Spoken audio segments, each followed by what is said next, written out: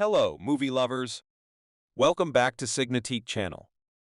Today is all about fresh cinema experiences, and I can't wait to share my thoughts on the newest film making its mark. Sit back, relax, and let's dive into the recap of this exciting cinematic adventure. The jail framework come to breaking point, so private organizations presently run all restorative offices for benefit. Terminal Island prison streams. A arrangement of cage battles live on the web, and detainees battling to the passing gotten to be a striking sensation. The gathering of people before long gets to be bored and requests more, and that's how the passing race is born, a pier where prisoners race each other to the passing in extraordinarily adjusted cars, in a range to win their opportunity. In today's race, there are, as it were, two cars cleared out. One is driven by concealed detainee Frankenstein in his pilot case, and the other is Frank's most seasoned match, machine weapon Joe. Both of them are nearing the wrap-up line and prepared to do anything to win, but for a few reasons, the weapons in Frank's car aren't working. He extemporizes by discharging the car's back shield, which hits Joe and gains straight to the point a few transitory advantage. But Joe hasn't given up, however, and still has the hostile use. Case knows Joe will annihilate them in once out, but straight to the point denies to let Joe win. So Case launches herself out of the car as straight to the point crosses the wrap-up line at the same time Joe shoots it. A few days afterward, mechanical laborer and ex-convict Jason Ames finds out the steel process he works at is closing, and they aren't even paying the laborers the complete sum they owe him. As the specialists begin getting disturbed, the anti-riot police arrive and start beating them up at the littlest of incitements, and seeing his colleagues get harmed causes Jason to hop into the shred and beat a few cops in return. Night has, as of now, fallen by the time he makes it domestic. After saying hi to his spouse, Jason checks on his child upstairs, ignorant that a masked criminal is taking this chance to break into the house and slaughter his spouse. When Jason returns to the kitchen, the man thumps him out, puts the kill weapon in Jason's hand, and clears out after making a shooting signal with his gloved hand. Jason wakes up minutes afterward to discover the police capturing him for the kill of his spouse. 6 months afterward, Jason is exchanged to Terminal Island Jail, where he is gotten by Protect Ulrich, who splashes him with solidifying water, permits another cop to hit him, and takes him to a cell with 3 other detainees who expected to defeat him up. Ulrich comes to check on him, needing to appreciate seeing him in trouble, but Jason could be a great warrior and has thumped all his cellmates out. Once Jason has familiar himself with the car, he and the group proceed their chat at the prison's terrace. The race has 3 stages. Amid the primary 2, he must attempt to urge freed of as numerous rivals as he can, and amid the third one, the key is speed to form it to the wrap-up line.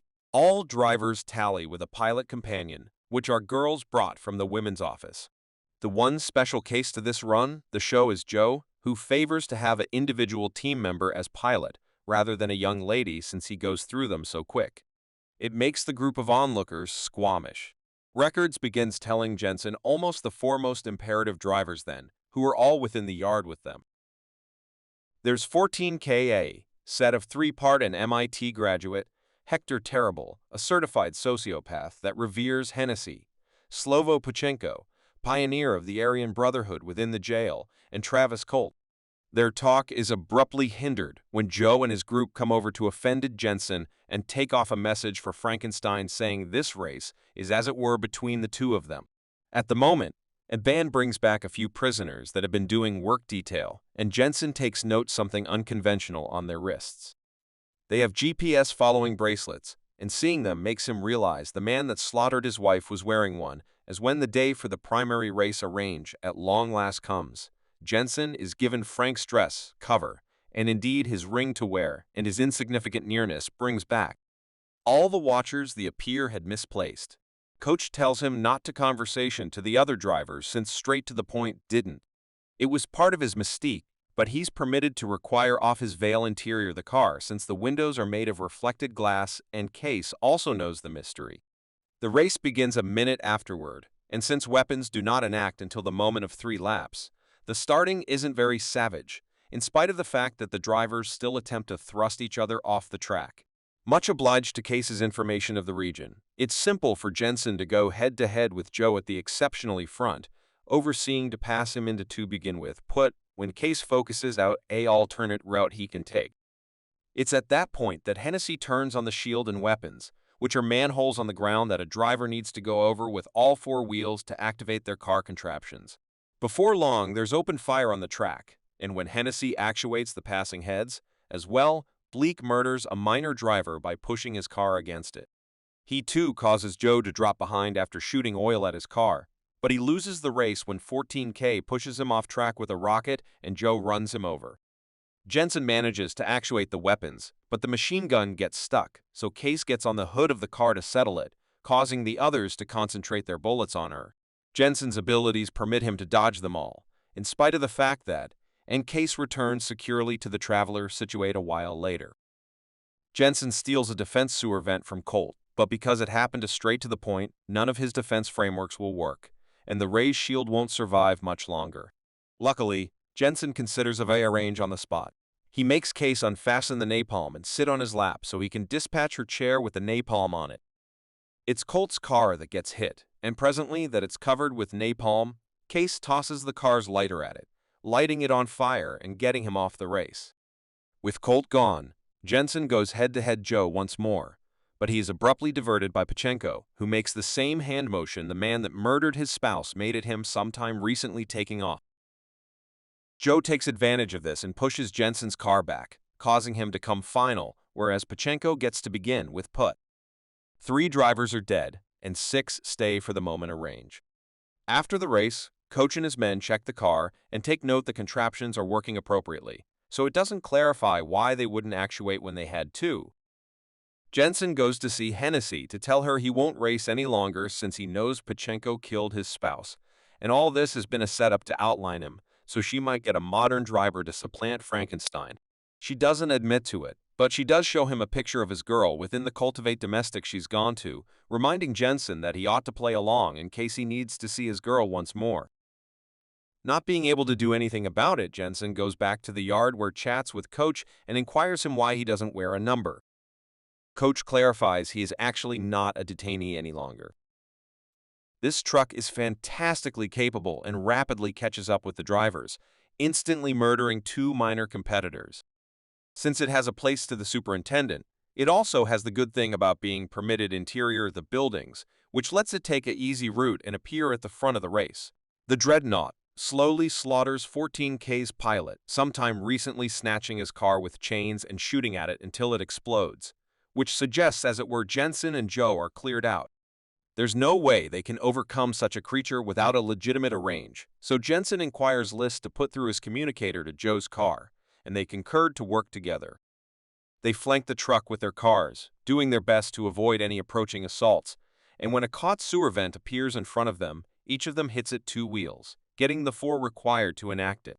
This causes the tap to come up in the truck to crash against it. Presently, the moment of range of the race is over, and Jensen and Joe will be the, as it were, drivers making it to the 3rd. Afterward, within the evening, Joe comes over to Jensen's pit to point out his voice suspiciously sounds apart like Frank's, but he doesn't thrust for answers. In the interim, Ulrich and Hennessy decide that they have to be killed Jensen since the Frankenstein veil can still be worn by somebody else in end of the taking after day. Before the race starts, Ulrich puts a bomb under Jensen's car, whereas Hennessy diverts everybody with a discourse around racing being their life's reason. When she mentions this, maybe the primary time somebody may win their opportunity with a 5th triumph, Jensen realizes that they continuously fix the races to dispose of anybody that may conceivably win for the 5th time, and that's why no one has ever achieved it sometime recently, which implies he won't be permitted to win nowadays either. Coach hears this conclusion, and once they're allowed to go back to the auto shop, decides to appear Jensen a exceptionally imperative detail on a video of Grimm's passing. This gives him a thought for a range, and he inquires Liz to include a half-gallon save tank to his car, sometime recently going to Joe's to ask him to collaborate with him once more. Whereas Jensen is changing into Frank's near, Hennessy visits him to grant him his discharge papers and to create him a modern offer. On the off chance that he wins, she wants him to remain in jail and continue to be Frankenstein, because the track is where it belongs. She claims he isn't daddy fabric, and an ex-con couldn't deliver his girl a great life, so choosing to remain would be a mind-blowing, unselfish act of cherish. Jensen goes to connect the race without giving her in reply, however, but he does put absent the discharge papers in his stash. When he gets in his car, Case concedes Hennessy moreover talked to her and inquired her to halt Jensen in the event that he was around to win, but he doesn't stress approximately it. As before, long as the race starts, Bullrich begins controlling the sewer vent so they, as it were, actuate when Joe goes over them. He opens fire at Jensen as before, long as he is able to, harming his back shield so much that Jensen chooses to drop it. In any case, Joe effortlessly evades it, having as of now learned the trap from when Straight to the Point did the same. Hennessy enacts a defense sewer vent for Jensen to require, in a range to keep the watchers interested, but Joe dispatches a rocket at it, wrecking it. He has more rockets to go, and he dispatches them all at Jensen, who avoids them and lets them hit. This divider was the one behind Bleak when he kicked the bucket, and it's as of a now debilitated sense of that ancient blast. So nowadays, Jensen and Joe have been calculating their assaults for them to arrive on the frail spot, and presently the rockets hit it for a last blow that opens a gap and permits them to elude the jail. Angry, Hennessy closes the stream and sends all accessible cops after them, sometime recently squeezing the bomb detonator, but nothing happens. Coach and his men had as of now expelled the bomb from the car and deactivated it. Joe and Jensen make it to the bridge, but the police cars are getting closer, so it's time to drag the another portion of his range. Jensen discharges that additional half-gallon save tank, which hits the cars behind them, causing a blast and a divider of fire that avoids any other cars from chasing them. Both convicts oversee to cross the bridge doors and take two different roads so that all the helicopters, as it were, take after Jensen, who is the foremost imperative of the two. As Joe drives away, Case concurs to assist Jensen with the final portion of his range since she owes it to Straight to the Point, and Hennessy has, as of now, given her the discharge papers, so they'll be obliged to let her go. When they are passing by a few development cranes, Jensen hops off the car beneath their shadows and covers up in there, whereas Case takes his put at the wheel. She, as it were, gets to drive 1 or 2 miles more. Sometime recently, the helicopters halt her with a divider of fire. But when she comes out of the car with her hands up, she's wearing Frank's dress and cover. Since most individuals do not know almost the character trade, the cops capture her and take her back to the jail, permitting Jensen to elude and meet with Joe so they can board a cargo prepare together. Back within the jail workplaces, Ulrich says the appraisals are off the charts and praising endowments are as of now arriving. Hennessy opens the blessing box he's brought and finds the bomb Ulrich had put under Jensen's car, which at that point explodes, killing them both. Exterior within the track, Coach can be seen having squeezed the detonator.